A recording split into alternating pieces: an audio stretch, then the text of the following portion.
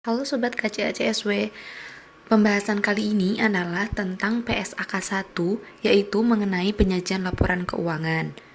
PSAK 1 ini adalah dasar dari seluruh aturan mengenai penyajian laporan keuangan yang diterbitkan pertama kali pada tahun 2009, yang kemudian mengalami beberapa revisi pada tahun 2013 dan tahun 2015 serta tahun 2019 yang berupa amandemen.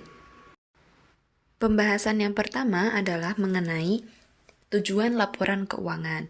Dalam PSAK 1 yang pertama dibahas adalah mengenai tujuan laporan keuangan. Nah, dalam PSAK 1 ini menjelaskan bahwa laporan keuangan itu memberikan informasi mengenai 1. Posisi keuangan, 2. Kinerja keuangan, 3. Arus kas keuangan. Posisi keuangan dan kinerja keuangan ini disajikan menggunakan basis akrual, sehingga dibutuhkan juga laporan yang disajikan menggunakan basis kas agar seimbang. Kemudian, apa sajakah yang terdapat dalam laporan keuangan? Dalam laporan keuangan itu menyajikan yang pertama aset.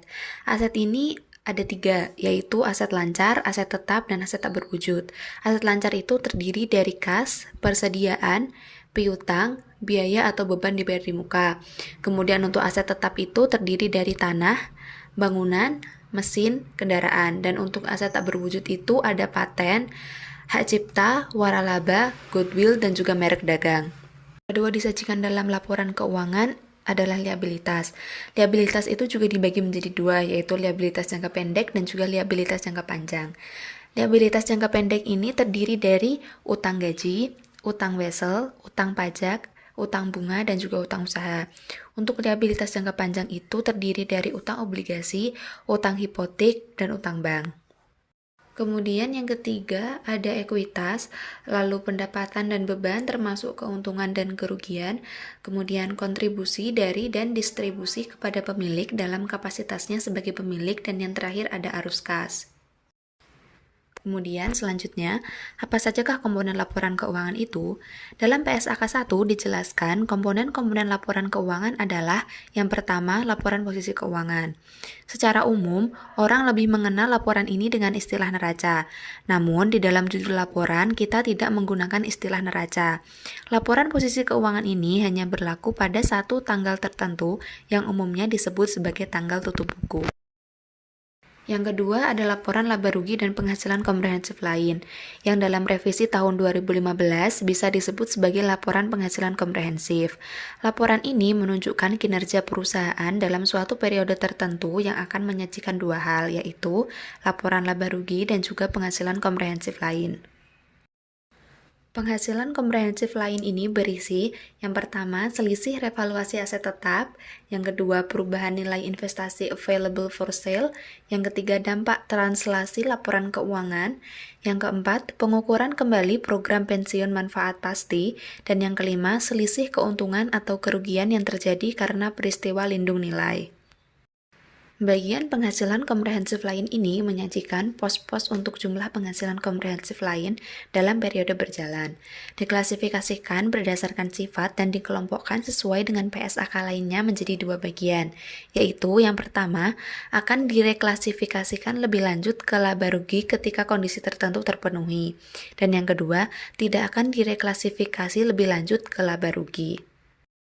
Laporan yang ketiga ada laporan perubahan ekuitas. Laporan ini menunjukkan perubahan section modal dari perusahaan. Yang keempat ada laporan arus kas. Laporan ini akan dibahas di pembahasan mengenai PSAK 2. Yang kelima, ada catatan atas laporan keuangan, berisi informasi ringkasan kebijakan akuntansi penting dan informasi penjelasan lain. Laporan posisi keuangan, laba rugi, perubahan ekuitas, dan arus kas itu berisi angka-angka yang tidak detail.